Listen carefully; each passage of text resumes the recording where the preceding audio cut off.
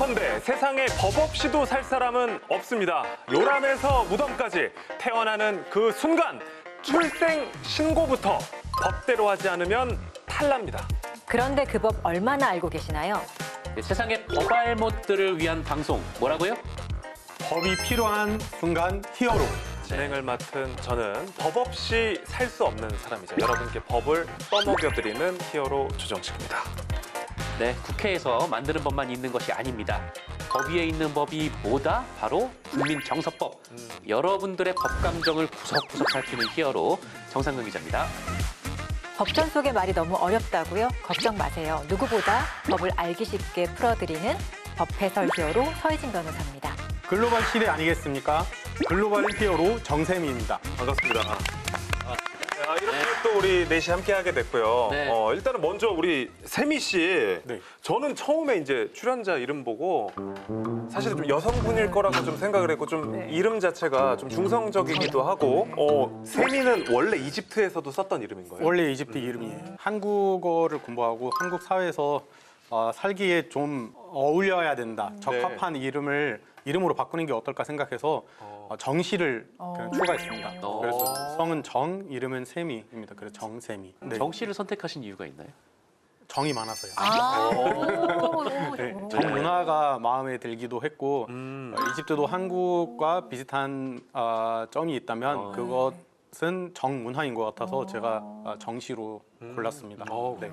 잘 어울리는 것 같아요, 그죠? 네. 네. 세미 히어로의 활약 앞으로도 또 기대하도록 하겠습니다. 날카로운 질문들을 그냥 뭐 이렇게 해주세요. 그리고 뭐 좀 분위기가 안 좋아지거나 그러면 그냥 외국인이라 사실 잘 몰랐다고 한국말을 모른 척하는 걸 잘해요. 그렇게 좀 그런 역할을 좀 저희한테 도와주시면은 네. 너무 좋을 것 같아요. 알겠습니다. 살다 보면 저 같은 사람도 좀 이런 법이 있으면 좋겠다 생각하는 순간들이 종종 있거든요. 뭐 예를 들면 엘리베이터에서 막 누가 봐도 내가 잠깐만요 하면서 가는데 막 네.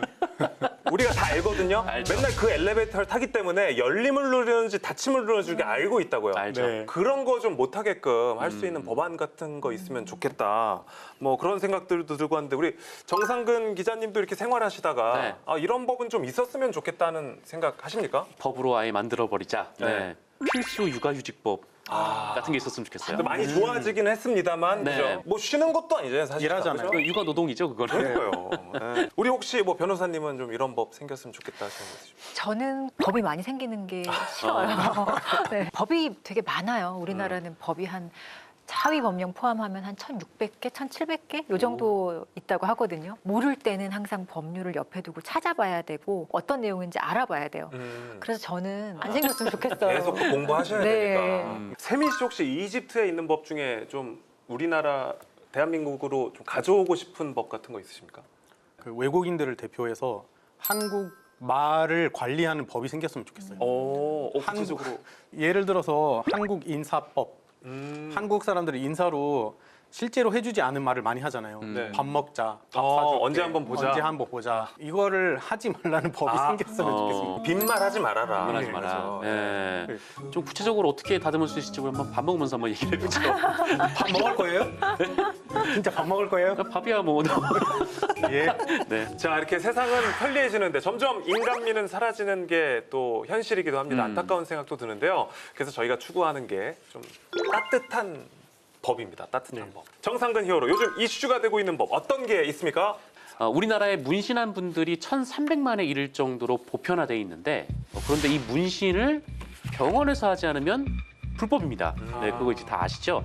이를 합법화하는 법안, 그러니까 일종의 타투샵에 가서도 문신을 받을 수 있는 법안이 바로 이 문신사법입니다. 남녀노소 가릴 것 없이 사실 눈썹 문신을 많이 하시는 걸로 알고 있는데 네. 전에는 사실 막 한지 얼마 안 되고 하면 막 앵그리버드처럼 막 눈썹만 보이고 뭐 이래가지고 그렇죠. 뭐 우스꽝스러운 경우들도 있기도 했었는데 요즘은 진짜 자연스러워졌고 주변에서도 좀 많이들 하시죠? 그 눈썹 문신을 한 분을 제가 얼마 전에 이제 봤는데 네. 이 방송의 PD님이 눈썹 문신을 아, 네, 근데 너무 자연스럽게 돼가지고 요즘은 하셨는지도 몰랐어요. 네, 처음 해봤을 때. 근데 솔직히 제 주위에 병원에 가서 문신을 한 사람을 본 적이 없거든요. 그 주로 이제 타투샵 그렇죠. 예, 그 문신을 전문적으로 해주시는 분들한테 가서 하는데 이 현황 조사에 따르면 2023년 보건복지부 자료입니다만 문신 시술 이용자 500명 중 1.4%만 병의원, 그러니까 의료기관에서 시술을 했다. 과 현실의 괴리가 오는 거죠. 아니 근데 저는 사실 이 통계에서 의료기관에서 한 1.4% 분들도 또 되게 궁금해요.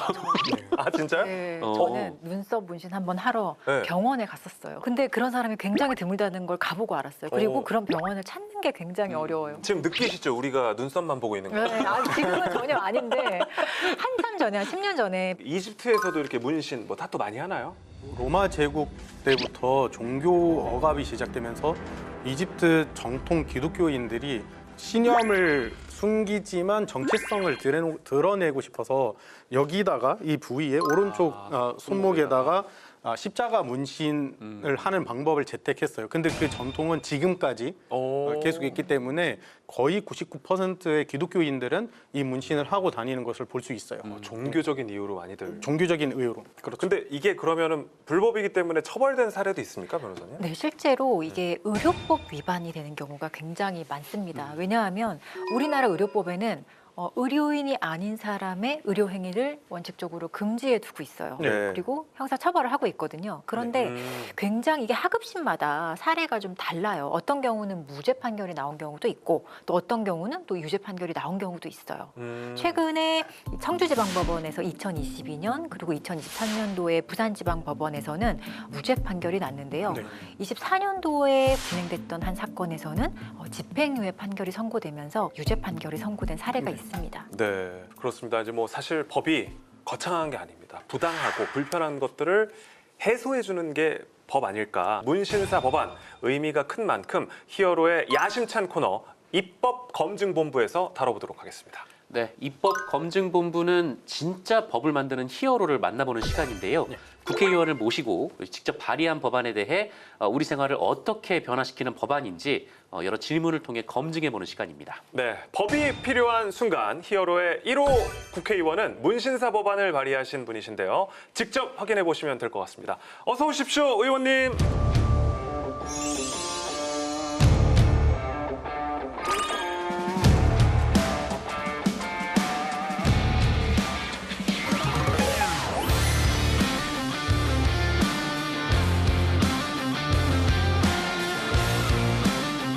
은평구를 지역구로 둔 삼선 국회의원이자 보건복지위원장 박주민 의원입니다.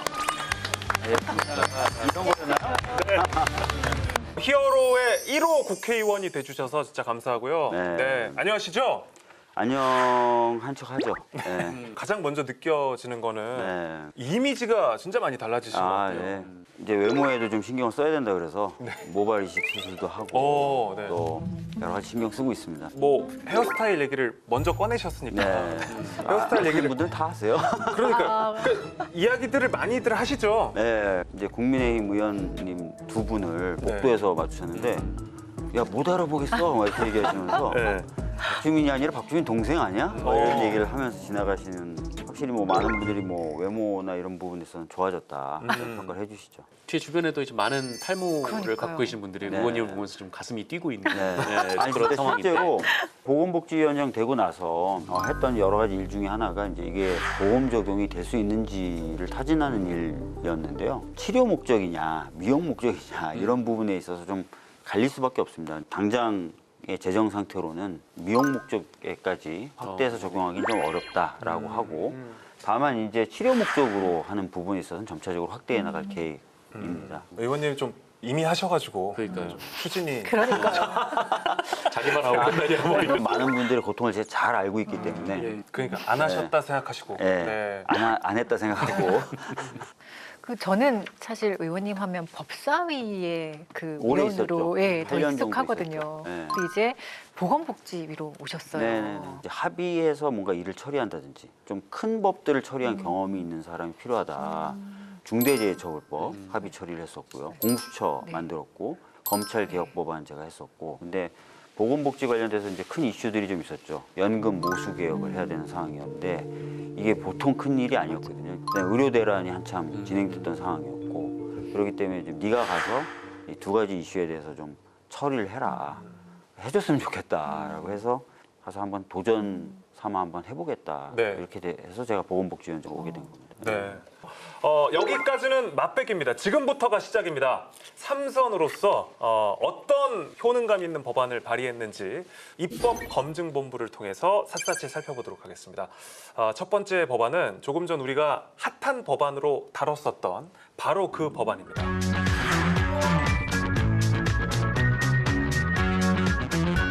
문신하는 분들이 정말 많잖아요. 많죠. 네. 의원님께 직접 그 입법 취지에 대해서 좀 이야기를 들어보고 싶어요. 1992년도에 네. 대법원에서 문신행위는 의료행위다라고 판단을 내린 겁니다. 근데 의료행위로 판단되는 순간 의료인만이 할 수 있어요. 눈썹, 눈썹 문신, 그다음에 입술 이런 반영구 화장이라고 불리는 것도 사실은 다 뭐 문신이거든요. 두피 문신, 맞습니다. 그렇죠. 다 그것도 문신이에요. 그래서 의료인이 아닌 분들이 하는 뭐 반영구 화장을 포함한 그런 모든 그 문신 행위가 다 불법 행위가 된 거예요. 그럼 눈썹 문신을 의사에게 받은 불법이 아니네요? 예. 근데 사실상 의사 중에 하시는 분이 무슨 과를 문신과는 없는데. 예, 1,300만 명 정도가 반영구 화장을 포함한 문신 행위를 경험을 하셨지만 그리고 30여만 명이 넘는 반영구 화장부터 시작해서 타투나 문신에 관련된 종사하시는 분이 계셨지만 네. 법적으로는 아무런 제도가 없는 사각지대에서 한쪽에서는 또 처벌의 공포 속에서 진행돼 온 거죠. 애매한 상황 속에서 네. 그렇죠. 네. 말씀하신 것처럼 1,300만 명이면 지금 거의 뭐 국민 4명 중에 1명은 이제 문신 내지는 뭐 타투를 했다는 건데 네. 그렇게 이렇게 긴 시간 동안 제대로 이게 법제화가 안 됐다는 게 너무 놀랍거든요. 그 네. 이유가 뭐라고 생각하세요? 기본적으로 우리나라에서는 문신이라는 것에 대해서 약간 부정적으로 생각하는 편견이 많았었어요. 그러니까 일상화는 돼 있는데 또 일부에서는 또 강한 어떻게 보면 거부감. 혐오, 거부감 이런 게 있었고 또 의사라는 집단이 굉장히 강력한 집단이거든요. 그래서 그 집단의 집단적 반발이 또 있었고 그러다 보니까 이제 매번 입법이 시도가 될 때마다 항상 자초되고 말았죠. 오히려 관리가 안 되다 보니까 맞아요. 음성적으로는 대부분 사람들이 한 번씩은 맞아요. 경험해 보는데 맞아요. 그래서 발생했던 문제들도 굉장히 많았을 것 같아요. 그럼요. 사용하는 어떤 도구나 염료 같은 네. 경우도 제대로 된 기준이 없어요. 또 문신행위를 하시는 분이 적합한 자격이라든지 이런 교육이라든지 이런 것들을 받거나 가지고 계신지도 확인이 안 되는 거지 않습니까? 그러니까 받는 분도 불안하고 네. 또 하는 분도 이거 불법행위인데 그래서 협박당하는 경우도 많다는 네. 거예요. 막상 해줬는데 돈을 안 주는 거예요. 왜 돈을 안 주세요? 그러면 너 신고한다. 이런 식으로 맞아요. 하고 네. 또 시술 과정에서 막 성추행을 한다든지 뭐 폭언이나 욕설을 한다든지 이래도 그냥 뭔가 신고나 이런 것도 못 하고 그러는 이런 문제들이 쭉 반복돼 왔다는 거죠. 이 BBC 코리아에서 그 여성 타투사, 한국의 여성 타투사들을 인터뷰해서 컨텐츠를 만들어서 보도한 바가 있는데 네. 네. 그분들이 성추행을 당해도 이거를 신고하지 못하고 오히려 성추행을 가해했던 사람이 제대로 이제 본인의 그 범행에 뭐 응하지 않았다는 이유로 신고해서 불법 영업이라고 신고를 네. 했다는 거예요. 그래서 경찰이 와서 이제 본인을 데려가는 좀 그런 사례들도 있고 재미있는 게 판사도 의사도 문신사한테 시술을 받았다고 하는데 맞아요. 그러면 의사 선생님들은 왜 반대한 건가요? 그러니까 본인들은 이런 식으로 어떻게 보면 의료인만이 할 수 있는 행위가 하나 둘씩 비의료인이 하게 되면은 뚝이 허물어진다 그래요. 이후에는 걷잡을 수 없을 것이다. 약간 이런 공포감을 갖고 있어요. 근데 국민의 건강이라든지 이런 것들을 위해서 그리고 산업적인 측면에서도 굉장히 의미가 있거든요. 문신은 빨리 제도화돼서 관리될 필요가 있습니다. 우리나라 타투이스트들이 전 세계적으로 유명해요. 잘해서. 예, 잘해서. 그래서 뭐 뉴욕 같은 데 가면 뭐 타투 관련된 박람회 이런 거 하면요. 거의 우리나라 타투이스트들이 막 다 할 정도로 그렇게 유명하고 전 세계적으로 인정받습니다. 네, 맞습니다. 의사협회에서 우려하는 점들을 좀 어떻게 사전에 예방할 수 있을까요? 뭐 의사협회에서 얘기하는 건 그런 거예요. 이게 뭐 건강에 침해를 줄 수 있는데 이게 의료인이 아닌 사람이 할 수 있냐 이렇게 얘기하는데 오히려 이런 제도가 없으니까 염료를 어떤 걸 쓸지 도구를 어떤 걸 쓸지 아무런 규정이 없는 거예요. 그리고 문신행위를 하는 분도 교육도 안 받아도 되고, 그죠? 관리도 안 돼도 되고 이렇게 되는 거라서 이제 문신사법이 제대로 통과가 되면은 일정한 자격을 갖추셔야 되고 그것을 등록 등을 통해서 자격을 또 확인받아야 되고 교육도 받으셔야 되는 거고 도구도 여러 가지 어떤 규칙이나 이런 것들에 따라서 정부가 관리하게 돼 있습니다. 그럼 굉장히 안전한 거 아닙니까? 그래서 일각에서는 이제 문신행위를 하시는 분들이 과거보다 훨씬 더 엄격한 규제 속에서 해야 되는 그런 불편함을 감수해야 될 수도 있겠네. 일부 타투이스트들은 지금 벌써 그 멸균 시설에서 타투를 하는 그런 것들을 미리 준비하고 계시기도 합니다. 예. 나의 자녀가 그냥 가서 받아도 아무 문제 없는 거 아니야? 이렇게 또 생각하실 이 수도 있을 것 법에는 같아요. 미성년자가 타투이스트 등에 의해서 문신을 받는 것을 금지하고 있어요. 예, 부모님의 동의가 있어야만 할 수 있는 거예요. 오히려. 네. 더 보호를 받을 수 그렇습니다. 네. 그래서 과거에 아무런 규제가 없었던 때에 비하면 훨씬 더 규제된 상황 속에서 이루어지게 된다. 혹시 뭐 좀 타투가 네. 저는 안 했는데 눈썹 제가 문신. 사실은 아는 상당히 많은 의원들이 이미 눈썹 네, 문신이나 하셨죠. 입술 문신 이런 것들을 하고 계시고 네. 또 저처럼 모발 이식 수술을 받기가 좀 두려운 분들은 두피 문신도 다 많이 하셨어요. 네. 그러니까 참 저도 답답한 거죠. 아니 심지어 국회의원들조차도 다 그거 하면서도 불법을 합법화시킬 생각을 안 한다는 게 참 답답한 거죠. 우리 또 세미 씨가 약간 좀 눈빛이 이글이글하는 것 같은데 좀 근질근질한 좀 질문이 있는 것 같아요. 예, 이거 놀라야 합니다. 네. 이것은 입법검증본부에서 네. 제가 마음대로 질문을 할 수 있는 세미 찬스입니다. 그래서 혹시 의원님도 혹시 문신을 생각해 보신 적이 있는지? 물론입니다. 만약에- 저는 사실은 문신에 대해서 되게 젊었을 때부터 네. 관심이 많았고요. 헤나 문신 같은 경우는 종종 하곤 했었어요. 예, 총각 시절에. 예. 노력한 게 있으니까 네. 합법화를 위해서 네. 해볼 생각인데 딸이 있어요. 10살짜리 네. 딸이 그 친구 생년월일이라든지 이런 것들을 한번 새겨볼까 이런 생각도 네. 있고 그리고 또 그 친구가 그림을 잘 그려서 조그맣게 그림을 하나 그려주면 그거를 새겨달라고 할까? 네. 그 두 가지 중에 하나를 할까? 그럼 문신은 두 가지 위치가 있잖아요. 보이는 곳, 안 보이는 곳. 네. 어디서 아니 이런 데 좀 하면 좋지 않을까요? 여름에 네? 보일 수도 있는데 괜찮으세요? 이쁘겠죠 뭐. 또 보이려고 하는 거기도 하고요. 네. 그죠? 네. 야, 근데 진짜 법안이 통과가 되고 또 그걸 또 기념하기 위해서 하는 것도 의미가 있네요. 열심히 노력해서 합법화 시켰는데 네. 본인이 문신 안 받으면 그렇죠. 네. 조금 이상하기도 할 것 같기도 하고요. 맞아요. 네. 두 번째로 검증해볼 법안을 살펴보기 전에 우리 세미 씨 코리아 디스카운트라는 말 혹시 들어본 적이 있는지 질문을 좀 드리고 싶습니다. 저는 그 말을 들어본 적이 없습니다. 코리아 디스카운트. 다른 나라에는 없고 한국에만 있는 코리아 디스카운트. 아마 뭐 조금이라도 주식을 하는 개미라면 네. 네. 좀 익숙한 단어가 아닐까 싶은데요. 정상근 기자님, 네. 코리아 디스카운트 뭐 당연히 아시죠? 그런 거죠. 그러니까 한국의 주식시장이 다른 나라의 주식시장에 비해서 상대적으로 가치가 낮게 평가되는 거를 코리안 맞아요. 디스카운트라고 합니다. 지금 뭐 들으셨던 것처럼 코리아 디스카운트만 해소해도 주가 5천 간다는 우리 전문가들의 한결같은 말. 그러기 위해서는 이 법이 반드시 필요합니다. 박주민 의원이 발의한 코리아 디스카운트 해소 법안 이겁니다.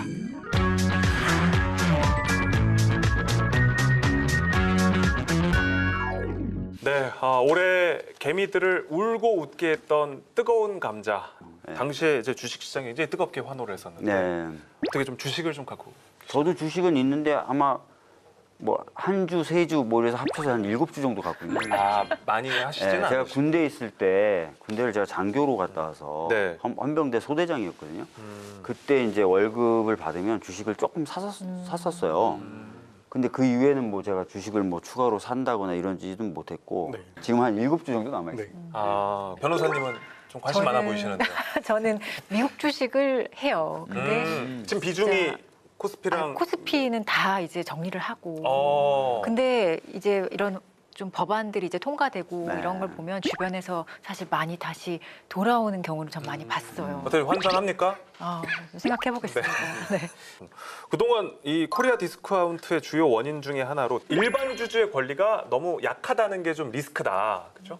이재명 정부에서는 주식 시장으로 무브머니가 일어날 수 있도록 하겠다고 공언을 했는데 그 첫 번째 단추를 우리가 1차 상법 개정이라고 보면 될까요? 그동안 우리나라 주식시장이 좀 저평가되었던 이유 중에 하나로 일부 대주주들의 이익을 위해서 회사의 의사결정이 이루어지는 거예요. 네. 그리고 그 과정에서 대다수의 소액주주들은 큰 피해를 보는 사례들이 굉장히 많았다는 거예요. 네. 그러니까 그런 일들이 반복되니까 주식 투자를 하기가 꺼려지잖아요. 그러니까 주식시장에 돈이 좀 몰려야 주가가 올라가는데 내가 봤더니 어떤 사람들은 주식 들고 있다 휴지 조각되고 하는 사례들을 많이 봤다는 거죠. 그러니까 나는 투자 안 할래 이렇게 생각했던 분들이 많은데 적어도 그런 일이 함부로 일어나지 못하도록 좀 바로 잡으면 그런 일을 두려워해서 투자 안 하셨던 분들은 적어도 투자를 할 거니까 1차적인 어떤 붐을 일으킬 수 있는 기반은 되는 거죠. 뭐 실제로 그런 사례가 있었는데 그 LG화학이 이제 맞습니다. 배터리 문제로 맞습니다. 관심을 예. 많이 받아서 요거 좀 오르겠는데 싶어서 이제 주주들이 좀 몰려갔는데 LG화학이 배터리 부분만 따로 떼어내서 맞아요. 자회사를 만들어 버렸어요. 그래서 이 LG화학의 주가가 그 이후로 좀 맥을 못 추게 되는 맞습니다. 예, 그렇게 개미들이 피해를 본 거죠. 예. 이사가 그 충실해야 될 대상이 회사였어요. 네. 주주가 아니라. 네. 그런데 이제 상법 1차 개정을 통해서 전체 주주에게도 충실하게 의사결정을 하라라고 됐기 때문에 그렇게 된 거죠. 일정한 소수의 주주들만을 위한 의사결정을 하기가 어려워진 거죠. 네. 그러니까 이제 방금 말씀하셨던 LG 같은 사례가 반복되기는 어렵다. 1차 상법 개정 때처럼 여야 협치로 좀 통과시키기를 바라는 목소리들이 많이 있습니다. 잘 되겠죠? 근데 사실은 이제 1차 상법 개정 같은 경우는 좀 여야 합의로 됐는데 네. 2차만 해도 또 좀 반대했죠. 그러진 못했거든요. 잘 이야기해서 합의 처리되는 게 제일 좋긴 좋겠죠. 네.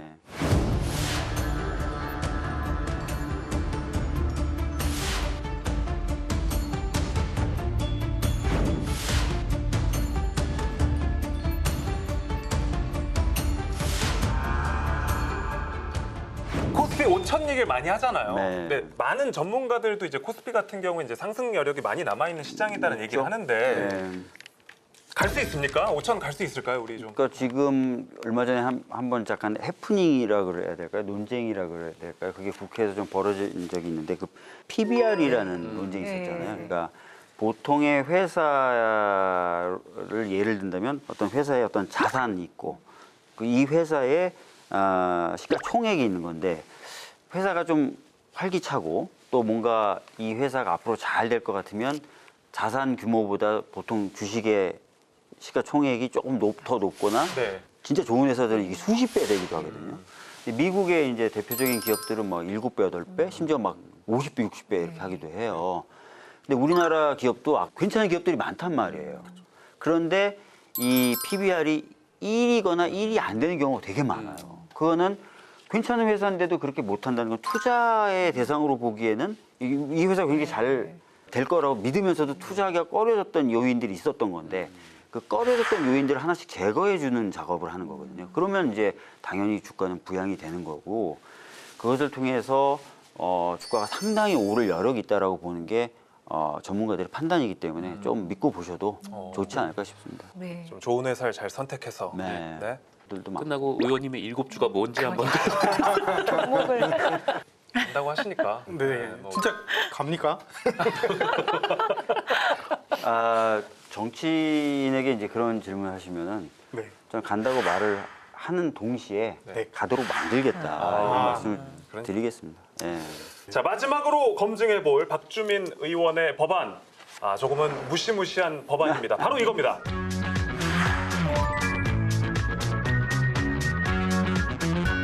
자, 이른바 국회의원 특권 내려놓기기도 하지만 또 뭐 고양이 목에 방울 달기가 아니냐 했는데 직접 발의를 하셨습니다. 네. 일단은 동료 의원들의 좀 반응은 어떠세요? 제가 사실 초선 때 이거 발의했고 꾸준하게 그 이후로 발의하고 있는데 처음에 초선 때 발의했을 때 욕 많이 먹었어요.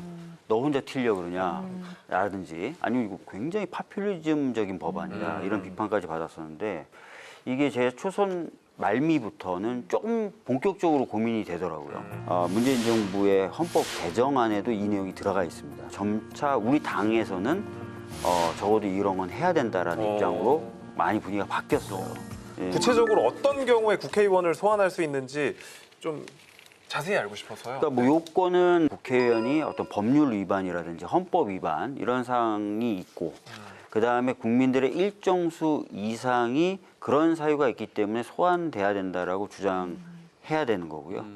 그러면 이제 그 뒤에 뭐 투표라든지 이런 것들을 통해서 그 요건을 완결해서 일종의 국민에 의한 파면이 이루어지게 되는 것이죠. 예. 저는 얼마나 찬성하면 가결되는지가 궁금하거든요. 네. 그러니까 허들이 너무 높으면 아예 하나마나 할 수도 있으니까 몇 명이 찬성해야 소환할 수 있는지, 그리고 몇 퍼센트가 찬성해야 국회의원 자격이 취소이 맞습니다. 되는지가 궁금합니다. 높아도 안 되고 네. 너무 낮아도 안 될 것 같고. 그리고 또 자기 지역구의 의원만 가능한 건지 네. 또는 뭐 비례 의원이라든지 다른 지역구 의원까지도 가능한 건지 그런 세부적인 것도 좀 궁금해요. 맞습니다. 제가 발의한 법을 기준으로 말씀드린다면 네. 국회의원들은 전체 국민의 네. 대표거든요. 어떤 특정 지역에서 선출되기도 하지만, 그래서 다른 지역에 있는 국회의원이라도 그런 걸 할 수 있도록 제 법안을 만들어놨고, 보통은 이제 전국 평균 투표율의 한 15% 정도를 국민들이 이제 정해진 형식에 따른 서명을 통해서 요구를 하면은 소환 투표가 실시되도록 허들을 좀 만들어놨어요. 15%를 정한 이유는 그 정도 하면은 대략 한 5만, 6만 이렇게 되는 것 같더라고요. 물론 이게 투표율이 변동되기 때문에 정확히 뭐 말씀드릴 수는 없지만, 그 정도 허들이면 좀 어떤 절차를 개시하는데 충분하지 않을까. 더 높이면 무용지물이 되고 더 낮추면 좀 혼란스러울 수도 있고, 비례 대표 의원도 마찬가지로 소환할 수 있도록 그렇게 제 법은 설계를 해놨습니다. 예. 의원님이 이제 발의하신 법안이 가장 좀 현실적이라고 좀 생각을 당연히 하고 계실. 저는 이 법안은 현실적이고 네. 좀 필요한 법이라고 생각합니다. 왜냐하면은 여러분들이 이제 주변에서 자주 만나는 시의원님들, 구의원님들, 뭐 도의원님들 이런 분들은 다 이미 주민 소환제가 있어요. 심지어 지방자치단체장들도 주민들이 소환해서 파면시킬 수가 있습니다. 네. 그런데 국회의원만 현재 이 제도가 없어요. 그러다 보니까 국민에 대한 책임성 이런 부분에 있어서 좀 약한 것 아니냐 이렇게 평가가 되고 있고, 또 그런 책임성이 약하다 보니까 좀 국민의 뜻에 따라서 안 움직이는 국회의원들이 많고, 그게 또 국회 또는 국회의원에 대한 불신과 혐오로 이어지더라고요. 그래서 약간 이런 부분은 제도적으로 좀 개선될 필요가 있다고 생각합니다. 국회의원만 없다라는 것은 사실은 조금 네. 국민들 입장에서는 받아들이기 어려운 면도 있을 것 같아요. 네. 예. 네. 그 어느 때보다도 정치가 빠른 속도로 뭔가 변화를 만들어내야 되는 상황인데, 현재 우리나라 정치는 국민에 대한 책임성도 그렇고 생산성도 그렇고 많이 떨어져 있는 상태예요. 그래서 정치에 대한 뭔가 제도 개선, 활력을 좀 찾을 수 있고 이런 참여가 대폭 보장되는 제도 개선이 많이 이루어져야 된다고 생각을 합니다. 이 네. 법안을 또 계기로 우리나라 자체에 이제 더 역동적이 될 수도 있다는 네. 그런 말씀해 주시죠. 자, 과연 특권 내려놓기가 될 것인지, 고양이 목에 방울 달기로 그칠 것인지 지켜봐야겠습니다. 법안들이 좀 다 임팩트가 강해가지고 1화가 너무 임팩트가 강해서 2화, 3화 이거 뭐 어떻게 가야 되나 이런 걱정도 동시에 들기도 합니다. 네. 마지막으로 22대 보건복지위에서 가장 해결하고 싶으신 과제는 어떤 건지 좀 여쭤보고 싶어요. 사실 22대 보건복지위원회가 전에 없이 많은 일을 했다고 평가를 받아요. 일반 국민들은 많이 까먹으셨을 수도 있고 그렇지만 사실 진짜 어렵게 연금의 모수 개혁을 합의로 처리했거든요. 그거는 진짜 수십 년 만의 일이고, 네. 그리고 간호법 제정이라든지 이런 것도 그동안 수십 년간 얘기만 되었지 안 됐던 것도 합의 처리를 했었습니다. 그리고 지금 여러 가지 이제 어려운 점이 아직도 좀 진행이 되고 있지만 의료 대란의 돌파구는 만들었죠. 지금 의대생도 복귀했고 전공의들도 지금 낮은 좀 기대만큼의 비율은 아니지만 복귀를 하고 있어서 숨은 좀 돌릴 수 있는 상황이 됐고, 이제 남은 거는 지역과 바이탈이라고 불리는 필수 의료의 영역에 충분한 의료 인력이 공급될 수 있도록 하는 제도 개선인데, 그것들은 저희들이 스케줄을 갖고 있습니다. 그 네. 스케줄대로 차질 없이 뚜벅뚜벅 좀 추진해 나갈 생각입니다. 네, 히어로 이제 1회 출연자로 이렇게 함께하게 되셨는데 저희도 사실은 오늘 처음 만났거든요. 어때요? 이게 좀 멤버 구성이 좀 괜찮은 것 같습니까? 상당히 역동적인 것 같고요. 그렇죠. 네. 역동적이에요. 지금 뭐 여러 가지 아직 의미가 있어요. 케미가 안 나오고 있는데 이 정도니까 네. 편안하고 자연스러운 분위기 속에서 역동적이죠. 네. 우리가 가야 되는 방향 느낌이 좀 들죠. 예, 그래서 이런 프로가 막 시청자 막 몇십만 명이 보고 이러면 정말 좋지 않을까요? 네, 정치에 관심도 많이 갖게 되고. 네. 그 좀 질문 한 가지만 좀 더 드리고 싶은데 뭘 더 하실까요? 역동적이네요. 박주민 의원님이 이제 1회 게스트여서 네. 기대치가 많이 높아질 것 같은데 네. 혹시 이 의원분을 꼭 이제 같은 당 아니어도 좀 모시면은 좋을 것 같다. 몇 분만 좀 추천해 주시면 저희가 섭외 리스트에 사실은 이제 민생 관련된 여러 법안에 대한 아이디어가 많은 국회의원들을 좀 추천해주고 싶어요. 왜냐면 상대적으로 되게 중요한 법안들임에도 불구하고 조명은 덜 받거든요. 말씀만 해주시면 어떻게든 저희가 모실 테니까. 김남근 의원님이란 초선 의원님이 계신데 이분은 의원이 되기 전부터 활발하게 민생 관련된 활동을 해오셨던 분입니다. 그리고 현재 민주당 을지로위원장이신 민병덕 의원님, 환경이라든지 기후 위기에 대해서는 뭐 이소영, 박지혜 이런 분들 모시면은 굉장히 재밌는 얘기들 많이 들으실 수 있을 것 같아요. 박주민 의원님과 함께 히어로 1회 아주 뭐 좀 알차게 채운 것 같은데요. 오늘 첫 회 게스트로 함께 해주셔가지고 너무나 고맙습니다. 네, 앞으로도 너무 감사합니다. 네, 많은 기대를 합니다. 네, 알겠습니다. 잘 부탁드리겠습니다. 네, 감사합니다. 고맙습니다. 고맙습니다.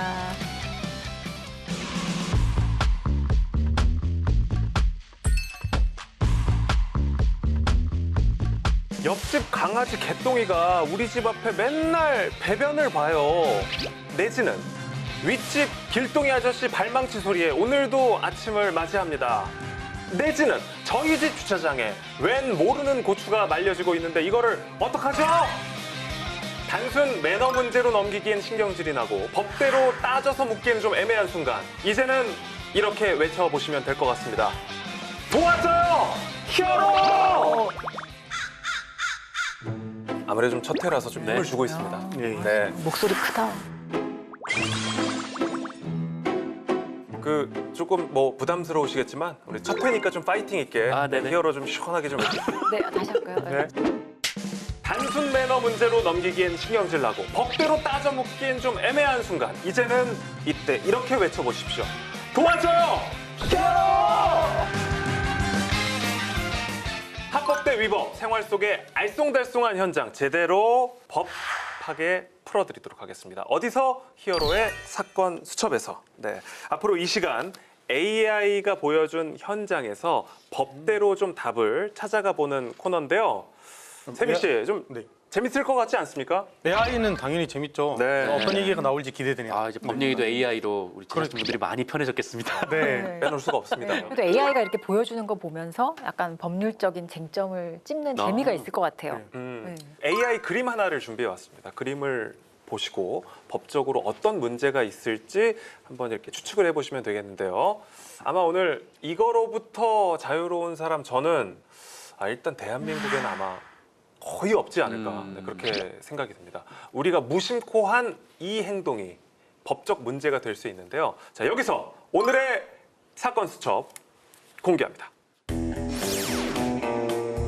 오늘의 사건 수첩 AI가 제공한 그림인데요. 저 뭐 광고지를 붙여놓은 건가요? 네, 뭔가 이제 굉장히 많이 도배해 놓은 그렇죠. 것처럼 붙여놓은 네. 모양인데요. 지금 좀 뭐 광고지일 수도 있을 것 같고 아닐 수도 있을 것 같고 또 중요한 거는 이 그림 속에 이제 숨겨진 좀 법법 행위가 있다는 건데 일단 기자님은 광고지를 짚어주셨고요. 네. 네. 아니면 좀 뭐 자전거도 좀 잘 보이는데 네. 뭐 자전거 때문인지 저 자전거가 저 집 게 아닐 수도 있고요. 다른 네. 사람이 세워두고 간 거일 수도 네, 있고. 큰 범죄 아닌가요, 그러면? 저도 뭔가를 홍보하고 광고하는 그런 전단지를 함부로 붙여놓은 그런 문제 아닐까 싶습니다. 아니면 전단지 내용 자체가 문제가 되지 않는가요? 그럴 수도 있을 것 네. 같기도 하고 아무래도 좀 이제 전단지 쪽으로 좁혀지는 것 같습니다. 네. 네. 이렇게 전단지를 어디에 붙이고 또 어디서 나눠주느냐에 따라서 합법이 될 수도 있고 또 위법이 될 수도 있다고 하는데요. 자, 그렇다면 이런 상황은 어떨까요?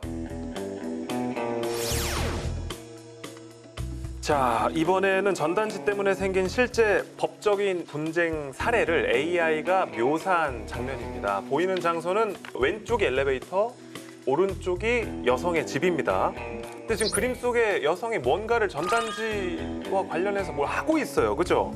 지금 떼내는 거 아니면 없애려고? 뭐 떼는 거 아니면 붙이는 거겠죠. 그죠? 뭐 쓰다듬는 건 아닐 테고. 그죠? 네.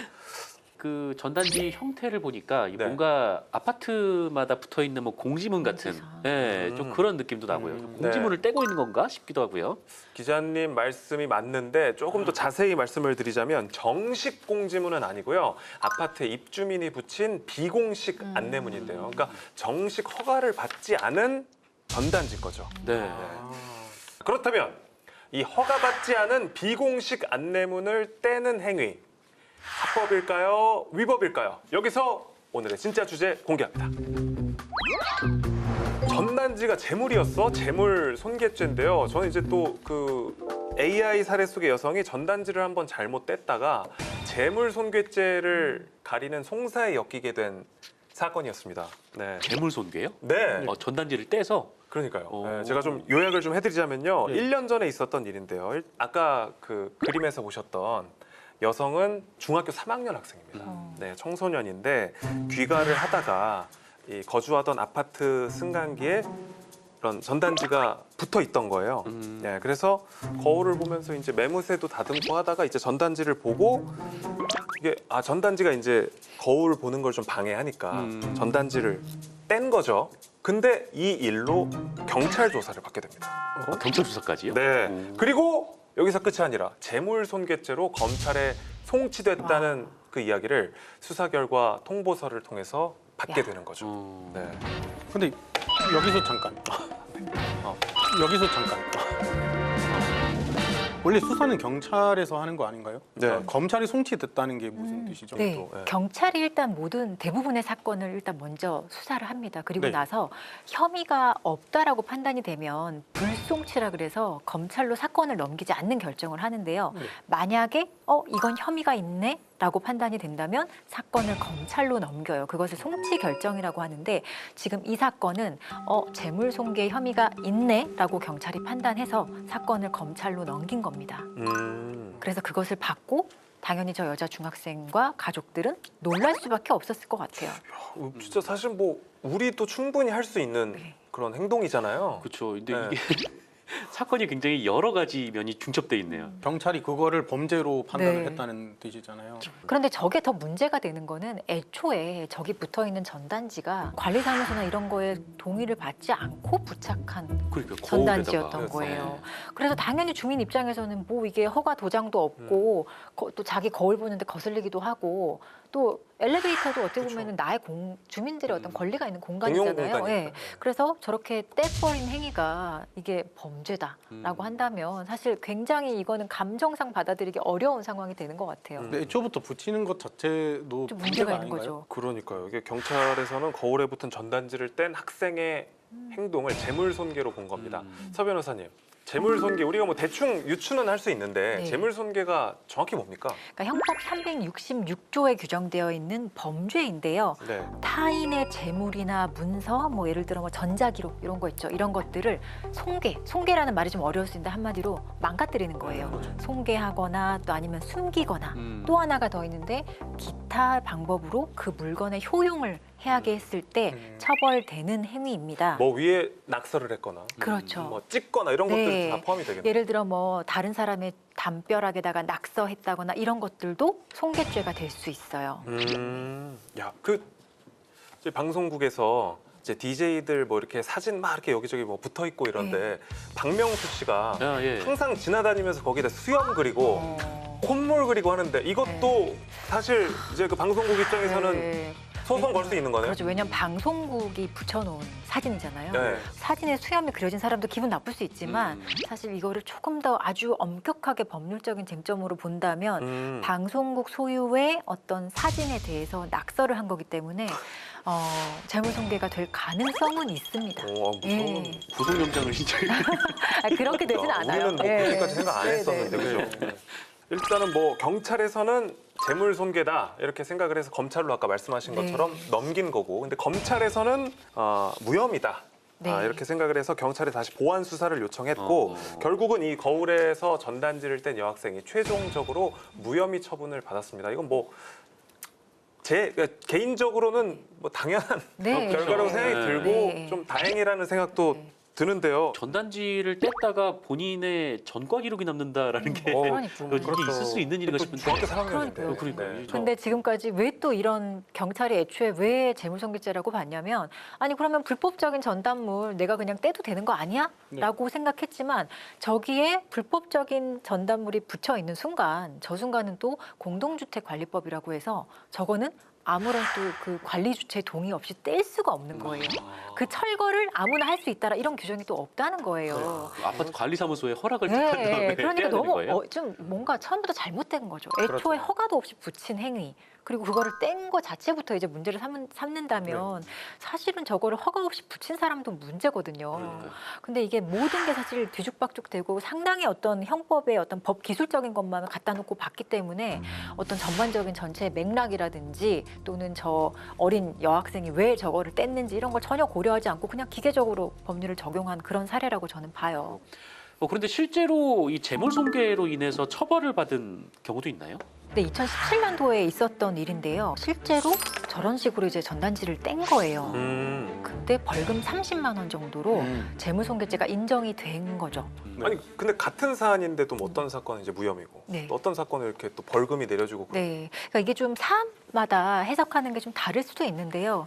사실은 이게 법원이 또 어떻게 보느냐도 중요하지만 이 사안에서는 좀 이제 주민들 간에 그룹이 나누어서 좀 싸움이 있었던 거예요. 그리고 서로 뭐 찬성하는 의견, 반대하는 의견이 있었는데 좀 예민한 사안이 예, 있었구나. 그 과정에서 네. 보통 이제 왜 내가 쓴 글에 대해서 이걸 떼 이러면서 이제 서로 고소를 하고 결국 결말은 누군가가 이렇게 재물손괴죄로 벌금 받는 것으로 끝난 거죠. 그렇군요. 네. 그때 좀 차이는 이제 주민이 그냥 붙인 전단지였고 네. 이 벌금이 내려진 사건 같은 경우에는 아파트에서 이제 붙인 네. 공고문이었군요. 네. 야, 근데 진짜 엘리베이터 타면서 사실 많이 붙어 있잖아요. 네. 뭐 공지들도 많이 붙어 있고. 네. 건드리면 안 되겠네요. 진짜 조심해야겠네. 네. 이거 뭐 괜히 잘못 기대다가 뭐 사실 찢어질 수도 있고 그죠? 이거 잘못 건드리는 순간 집에 압수수색이 들어올 수도 있는 그러니까요.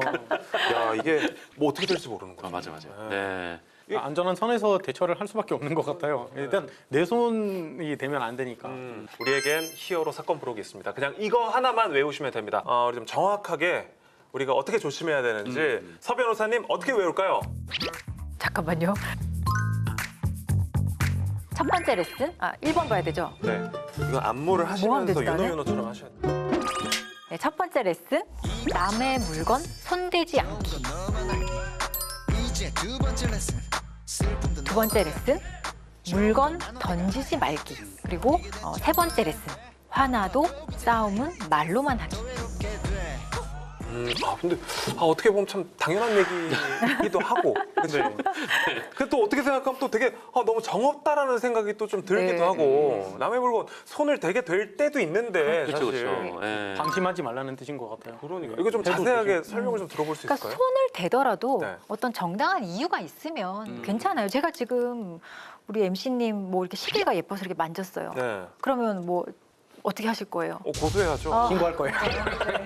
민사로 가야지, 민사로. 농담이고 뭐 이런 건 그런 사실 거 뭐. 괜찮은 거예요. 네. 그리고 재물손괴 이런 것도 사실은 어떤 정당한 사유가 있다라고 하면 많이 참작이 되기도 해요, 실제로. 근데 이제 정말 이제 고소인과 피고소인 사이에 갈등의 골이 깊어서 해결이 안 될 때, 이럴 때는 가끔은 정말 이것 가지고 대법원 가라고 생각될 정도의 사건이 대법원 판결까지 가는 경우가 있습니다. 말로만. 이게 한국에서 너무 좋은 것 같아요. 한국 사람들 말로만 싸우는 거. 왜 이집트는 좀 중동에서는 좀 거칩니까? 일반적으로 싸우기만 하면 일단 손이 나가고 또 관련 없는 사람들도 개입을 해요. 네. 착해 보이는 사람 편을 들어주는 거거든요. 그러면은 이렇게 사람이 사납게 생겼으면 억울해도 맞아요. 맞아요. 예, 예.